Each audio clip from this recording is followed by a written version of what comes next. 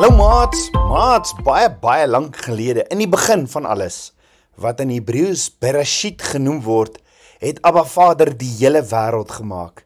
Hy het die hemel en die aarde geskep, die berge en die riviere, die son, die maan, die sterre en al die diere en plante. Alles was so mooi en perfek. Toe vat Abba Vader grond en hy vorm daaruit 'n mens. En toe blaas hy sy asem van lewe in die mens, en die mens het lewendig geword. Hy was die eerste mens en sy naam was Adam. Abba Vader het vir Adam 'n pragtige plek gegee om in te woon, die tuin van Eden. Daar was bome vol vrugte, kleurvolle blomme, voëls wat gesing het en diere oral. Dit was 'n plek van vrede en vreugde. Abba Vader sê toe vir Adam, jy mag van al die bome eet behalwe van een, die boom van kennis van goed en kwaad. As jy daarvan eet, sal jy sterf. Abba Vader het gesê omdat hy vir Adam liefgehad het en wou hom beskerm van die kwaad. Maats, dis soos wanneer jou mamma of pappa sê, moenie aan die warm stoof vat nie, jy gaan brand, dit is gevaarlik. Mamma en pappa sê dit omdat hulle jou wil beskerm, nie omdat hulle lelik is nie, hulle wil nie jy moet seer kry nie.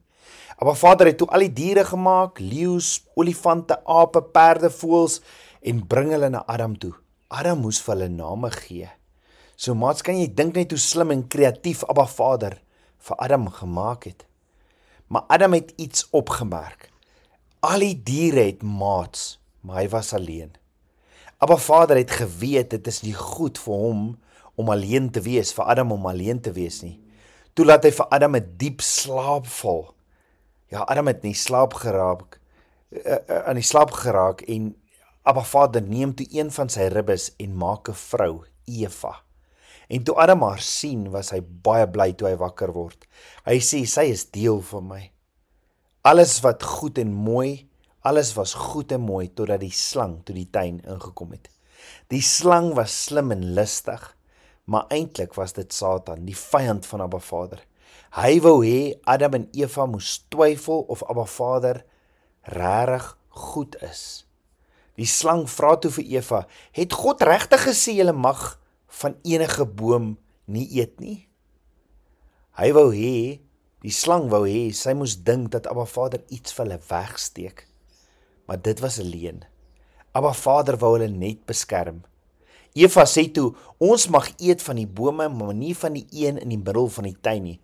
Ons mag nie daaraan raak of daaraan eet nie, anders sou ons sterf. Maar sy het 'n klein foutjie gemaak. Abba Vader het nooit gesê, hulle mag nie daaraan raak nie.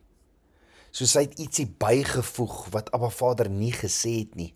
En reg deur die Bybel sê Vader vir ons mag niks byvoeg of niks wegvat uit die Bybel nie. Daarom maats, is dit so belangrik dat ons die Bybel ook goed ken, sodat ons presies weet wat Abba Vader vir ons sê. Die slang het toe vir Eva gesê, julle sal nie sterf nie. As julle van die vrug eet, sal julle soos God wees en weet wat goed en wat kwaad is. Eva kyk toe na die boom. Die vrug lyk mooi en lekker en sy dink, as ek dit eet, sal ek slim wees, want ek sal weet van die goed en die kwaad. Maats, papa God wou gehad het, ons moet net die goed ken, nie die kwaad nie. En sy pluk die vrug, eet dit en gee ook vir Adam. En hy eet ook. Toe besef hulle skielik, hulle is kaal. Hulle voel bang en skaam. En dit was die eerste keer dat mense sonde gedoen het. Hulle het nie na Abba Vader geluister nie. En hulle verhouding met hom het gebreek. Hulle moes uit die tuin gaan. Hoekom? Omdat Abba Vader heilig is. Dit beteken, hy is afgesonder, hy is volmaak en hy is apart van sonde. Sonde, maats, kan nie in sy teenwoordigheid bly nie. En nou was daar 'n skeiding tussen Abba Vader en sy kinders. Onthou, Abba Vader het gesê, as julle eet, sal julle sterwe. Maats, hulle het nie dadelik dood neergeval nie, maar hulle gees binne in hulle het gesterf. Dis die deel waarmee ons met Abba Vader kan praat. Nou was hulle van hom geskei.